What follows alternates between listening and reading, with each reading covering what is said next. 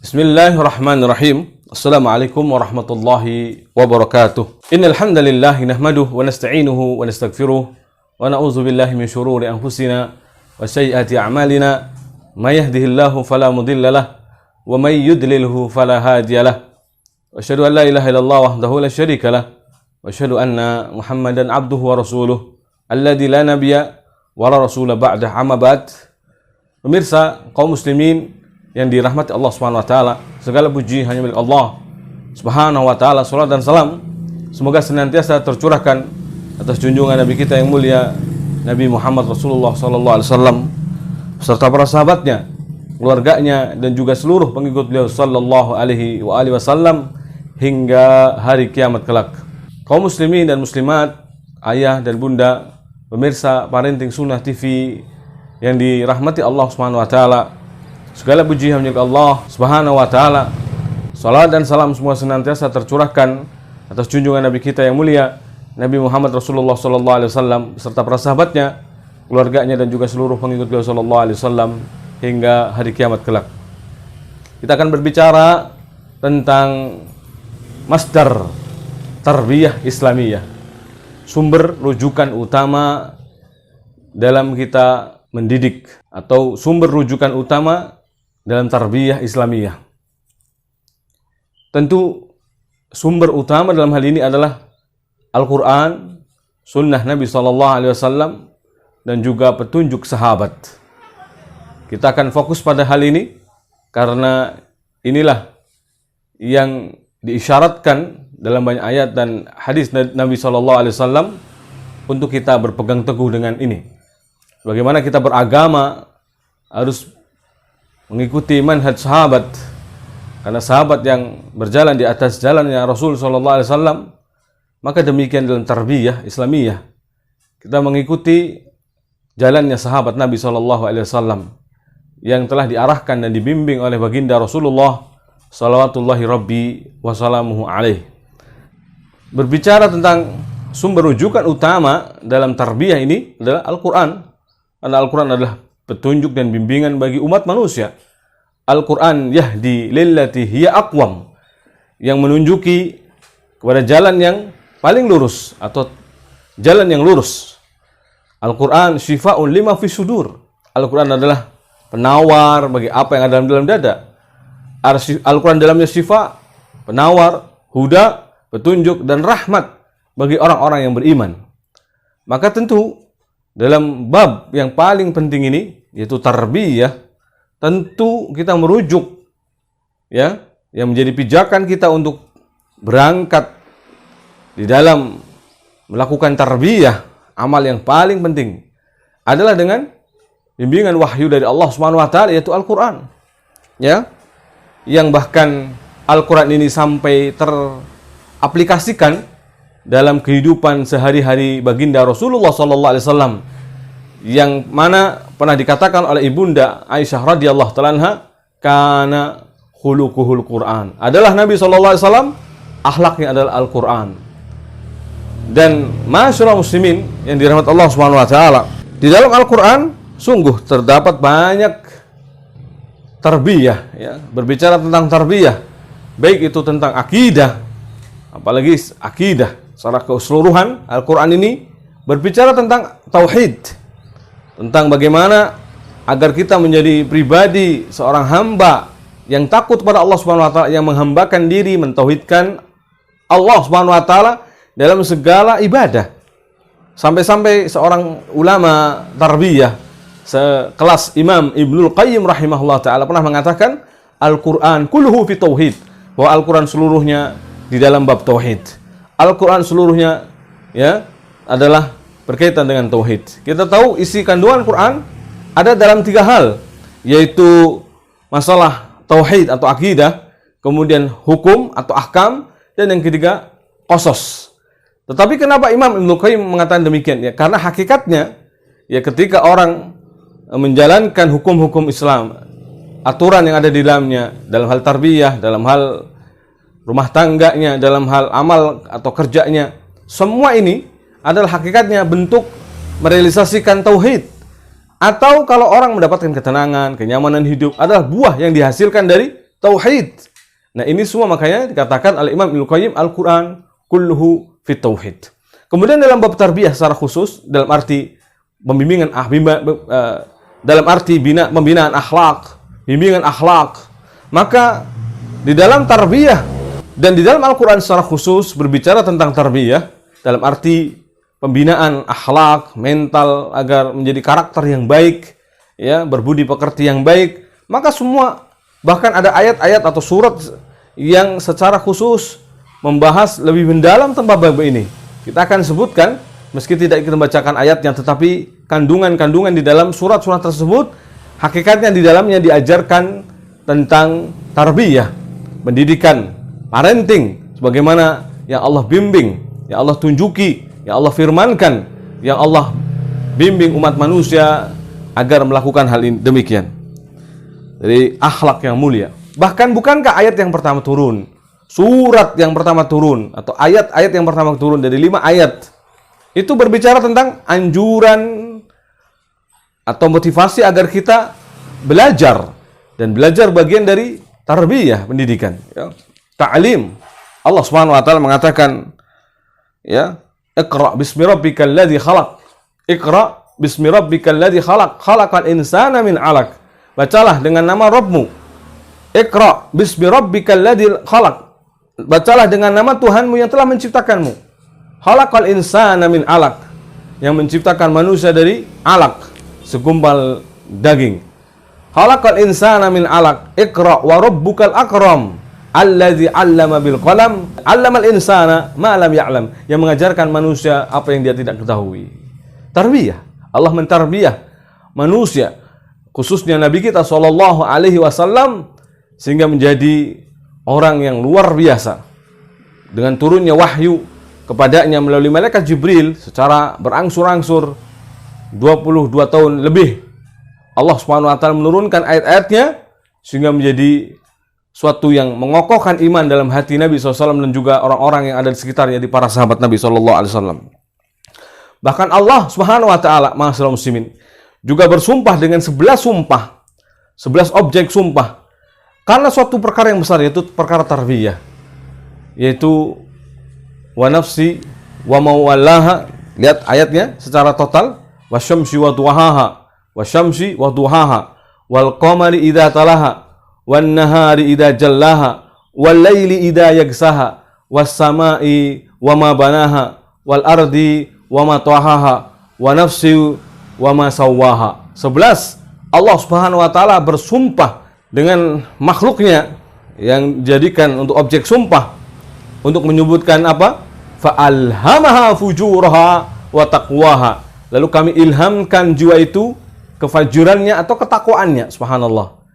Ini bab tarbiyah, ya. Allah SWT mengilhamkan pada jiwa itu apakah dia akan cenderung nantinya kepada fujur atau kepada takwa, ya. Lalu kemudian Allah katakan, qad aflaha man zakkaha. Sungguh beruntung orang yang mensucikan jiwanya, wa qad khaba man dassaha. Maka di dalam Al-Qur'an banyak sekali bimbingan tarbiyah, ya, yang berkaitan dengan tarbiyah akhlak, ya, bagi umat manusia secara umum, ya, dan bagi generasi-generasi muslim agar mereka menjadi pribadi-pribadi yang baik. Maka kemudian Allah turunkan pada ayat-ayat Al-Qur'an, ya, secara rinci, baik secara global ataupun secara rinci membahas perkara hal demikian. Kadang disebutkan secara rinci, ini tidak perlu penjelasan dalam hadis. Ada juga secara global yang nanti dijelaskan dalam hadis-hadis Nabi Shallallahu Alaihi Wasallam. Di antaranya surat An-Nisa. Kita lihat surat An-Nisa. Dalam surat An-Nisa, surat yang termasuk bagian dari Madaniyah, ya, yang diturunkan fase setelah hijrahnya Nabi Shallallahu Alaihi Wasallam. Maka surat ini dipenuhi dengan hukum-hukum syar'i, ya, yang mengatur urusan internal kaum muslimin ataupun eksternal kaum muslimin. Bahkan dalam surat yang mulia ini, ya, diajarkan di sana hal-hal yang berkaitan dengan kewanitaan, tentang urusan rumah, keluarga, negara, masyarakat. Tapi secara umum pembahasan surat An-Nisa ini, ya, judul materinya berkaitan dengan masalah kewanitaan, sehingga lebih dikenal dengan surat An-Nisa, ya. Meskipun demikian, ya, di sana berbicara juga tentang hak-hak wanita, hak-hak anak yatim, ya. Juga berbicara tentang hak-hak mereka dalam hal masalah waris, dan berbicara juga tentang amal, pekerjaan, pernikahan, ya. Juga berbicara tentang mahar, ya, berbuat ihsan kepada keluarga, berbicara juga tentang sisi keadilan, adil yang berarti kesamaan, juga dari sisi mahram, berbicara tentang mahram, juga berbicara tentang persusuan, hubungan musyawarah, ya. Kemudian juga berbicara tentang yang lainnya yang berkaitan hubungan alaqah insaniyah, ya, hubungan manusia dengan manusia yang lainnya. Nah, ini di dalam surat An-Nisa ada bicara amanah, ada bicara adil, ada bicara saling tanasuh, saling tasamuh, dan seterusnya. Itu tentang tarbiyah. Kemudian dalam surat An-Nur, Allah Subhanahu wa taala juga berfirman di dalam surat An-Nur ini, surat yang diturunkan fase setelah hijrahnya Nabi sallallahu alaihi wasallam, ya, di mana dalam surat ini berbicara tentang ghadul basar, ya, izin untuk masuk ke dalam rumah, kemudian hifdzul furuj, menahan kemaluan, ya, haramnya ikhtilat antara laki-laki dan wanita asing, ya, atau bagaimana yang seharusnya dilakukan oleh keluarga muslim, rumah tangga muslim, dari menahan diri di kehormatannya, menjaga kehormatannya, kemudian satar, menutup aurat, ya, bersuci, istiqamah di atas syarat Allah Subhanahu wa taala, ya, dan juga hal-hal lainnya yang berkaitan dengan akhlak. Bahkan, ya, berbicara tentang bagaimana di sini amal-amal yang bisa merusak umat, kehancuran umat, ya, dari kerusakan dan hilangnya nasab, ya, dan hilangnya kehormatan, dibahas pula dalam ayat yang mulia ini, dalam surat ini, ya. Demikian ma'asyiral muslimin, biikhtisar, ya, secara ringkas bahwa dalam surat yang mulia ini bahkan dibicarakan di sana pengobatan atau cara menyelesaikan sisi kerusakan masyarakat, ya. Bagaimana mengobatinya, bagaimana menyelesaikan masalah problem-problemnya. Subhanallah. Kemudian dalam surat Luqman, surat Luqman porsi yang sangat besar bicara tentang tarbiyah. Di dalam surat Luqman ada nasihat Luqman Al-Hakim kepada putranya, ya bunayya la tusyrik billah inna syirka la dzulmun azim. Ya, tentang wasiat agar menjauhi syirik, wasiat untuk taat kepada ibu bapak, wasiat agar tidak mentaati mereka dalam maksiat, ya. Merintahkan akhlak yang mulia, menjauhi dari akhlak-akhlak yang buruk, ya. Dan wasiat-wasiat yang lainnya yang sangat berharga dalam surat Luqman ini. Kemudian surat Al-Ahzab, ya, secara khusus juga banyak berbicara tentang tarbiyah, di mana dalam surat ini kaum muslimin yang dirahmati Allah Subhanahu wa taala, ya, berbicara tentang kebahagiaan masyarakat, ya, dan juga membantah atau membatalkan segala bentuk taklid atau bentuk-bentuk taklid, ya, atau kebudayaan-kebudayaan yang beraroma syirik. Kemudian surat Hujurat, ya, ma'asyiral muslimin, juga berbicara tentang secara khusus tentang akhlak yang mulia, adab yang mulia, adab yang Allah ajarkan bagi orang-orang beriman, tentang syariat Allah Subhanahu wa taala, perintah bagaimana bermuamalah dengan Rasulnya, berakhlak pada Rasulnya, ya, dilarang diantaranya untuk merendahkan suara apabila berbicara bersama Rasul sallallahu alaihi wasallam, sebagai bentuk akan pengagungan, akan kemuliaan sallallahu alaihi wasallam. Juga untuk memuliakan dan menghormati Rasul sallallahu alaihi wasallam, Allah mengatakan, ya ayyuhalladzina amanu la tarfa'u aswatakum fawqa sautin nabi. Wahai orang-orang beriman, janganlah kau tinggikan suaramu, ya, melebihi atau di atas suara Nabi sallallahu alaihi wasallam. Dan adab yang khusus, ada juga adab yang umum, ya. Memerintahkan kaum mukminin untuk menghindari, menjauhi, mendengar isu-isu yang beredar, ya, atau berita burung yang belum tentu kebenarannya, agar tasabbut dalam berita.